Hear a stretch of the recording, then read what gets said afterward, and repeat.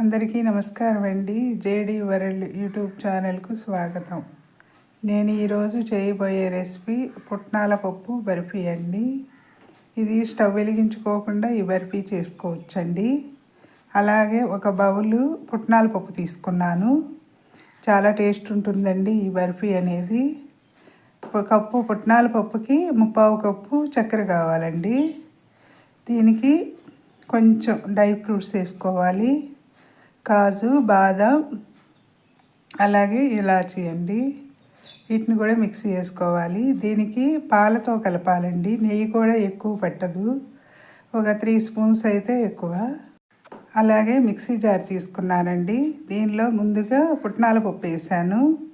అలాగే దీనికి సరిపడా 3/4 కప్పు అన్నాను కదా, చక్కెర వేసుకోవాలి. దీనిలో వేసి దీనిలో కాజు, బాదం, 3 ఇలాచీ అన్నీ కూడా మిక్సీ పట్టుకోవాలండి. దీనిలో వేసి కొంచెం ఒక 4-5 బాదం పలుకులు కూడా తీసి పెట్టుకోవాలి పైన గార్నిషింగ్కి.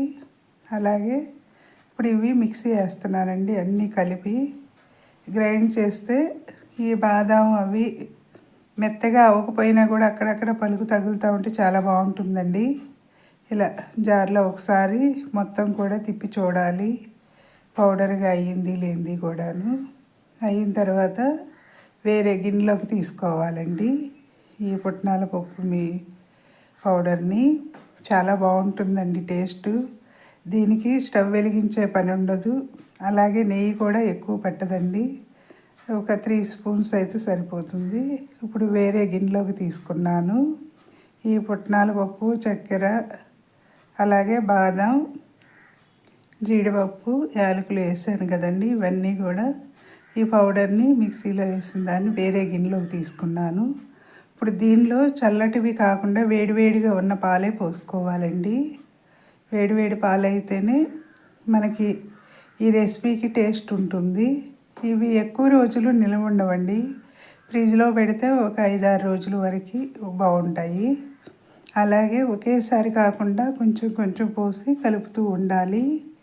ఈ బర్ఫీకి చాలా బాగుంటాయండి. అలా కొంచెం కొంచెం వేసి కలుపుతూ ఉండాలి. సబ్స్క్రైబర్స్ పెరగటం లేదండి, సబ్స్క్రైబ్ చేయండి. నేనైతే చిన్న గ్లాసు పాలు కొలత తీసుకున్నానండి. మనం అవి పట్టే దాన్ని బట్టి చూసుకుని వేసుకోవాలి. అలాగే 2 స్పూన్స్ నెయ్యి పడుతుంది. దీనిలో వేస్తే అంటుకోకుండా ఉంటుందండి చేతికి. అలాగే గరిటెతో తిప్పిన తర్వాత 1 స్పూను నెయ్యి వేసుకున్నాను. ఈ ప్లేట్కి రాసి దీని మీద వేస్తే అంటుకోకుండా వచ్చేస్తుందండి, దానికోసమేను. అలాగే మొత్తం మనం మిక్స్ చేసుకున్న ఈ మిశ్రమాన్ని ఈ ప్లేట్లో వేసుకుంటే చక్కగా మనకి పీసెస్గా కట్ చేసుకోవటానికి బాగా వస్తాయండి. ఇలా ఒక్కొక్కటిగా పైన గార్నిషింగ్ చేసుకోవాలండి. ఇలాగా జీడిపప్పు, బాదం కూడాను వేస్తే చాలా బాగుంటుంది. ఒక 5 మినిట్స్ అలా వేసి ఉంచేస్తే వేడి పాలే కదండి, ఎక్కువ టైం కూడా తీసుకోదు. తర్వాత వీటిని మనం కావలసిన షేప్లో కట్ చేసుకోవచ్చండి. దీని మీద ఇలా కొంచెం నెయ్యి వేసి, 1 స్పూన్ నెయ్యి వేసి పైన అన్నీ కూడా ఇలా నొక్కితే చక్కగా అతుక్కుపోయి ఉంటాయండి. ఈ బర్ఫీకి చాలా బాగుంటుందండి. అప్పుడప్పుడు ఎవరైనా వచ్చినా కూడా ఇలా పౌడర్ చేసి ముందు ఉంచితే త్వరగా చేసుకోవడానికి ఇదొక వెరైటీ స్వీట్ అండి. ఇప్పుడు ఒక 5 మినిట్స్ ఆగిన తర్వాత దీన్ని మరోవైపుకు తిప్పుకోవాలండి. ఇలా చక్కగా ఒక ముద్దలాగా వచ్చేస్తుంది ఈ ప్లేట్లో. ఇప్పుడు మనం పీసెస్గా కట్ చేసుకోవాలండి. నేనైతే బాదంకాయ షేప్లో ఉన్న బాక్స్తో కట్ చేస్తున్నానండి. అది కొంచెం పెద్దగానే ఉంటుంది. చక్కగా పీస్ కూడా ఇదిగా ఉంటుంది తినటానికి.